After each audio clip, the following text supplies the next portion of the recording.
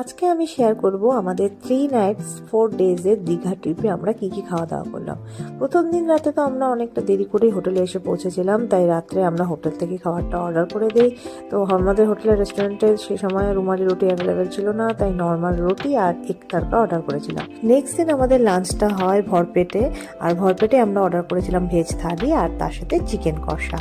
এরপর আমরা একটু মাখা দেখে মাখা খেতে ইচ্ছা হচ্ছিল, এখানে অনেক রকম মাখা ছিল কিন্তু আমরা অর্ডার করি কদবেল মাখা।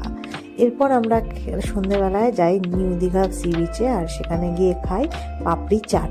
পাপড়ি চাটটাও কিন্তু খুব একটা খারাপ ছিল না, বেশ ওকে ওকে ছিল। এরপর আমরা চলে আসি ঢেউসাগর পার্কে, সেখানে আমরা খেয়ে নিই চা আর মোমো। আর এরপর রাত্রিবেলা ডিনারে ছিল হাজির থেকে হাজির বিরিয়ানি, চিকেন বিরিয়ানি। নেক্সট দিন মর্নিংয়ে আমরা চলে যাই ওল্ড দীঘা সি বিচ ঘুরতে, আর সেখানে আমরা ব্রেকফাস্টটা করি কাবলি ছোলার তরকারি আর পরোটা দিয়ে। এরপর আমরা বিচে ঘুরতে ঘুরতে গরম লেগে যায়, তাই আবারও আমরা খেয়ে নিই কদবেল মাখা। আর বাইরে যেহেতু এত গরম ছিল, তাই আবার আমরা আইসক্রিম নিয়ে বসে পড়ি, আর এটা ছিল পাইনঅ্যাপল আইসক্রিম। এরপর আমরা চলে আসি দীঘার সায়েন্স সিটি ঘুরতে, আর এসেই আমরা সেখানে ক্যান্টিন থেকে খেয়ে নিই প্যাটিস আর সামোসা। আর সন্ধ্যেবেলায় আমরা সেম ক্যান্টিন থেকে খেয়েছিলাম চিলি চিকেন আর ভেজ চাউমিন।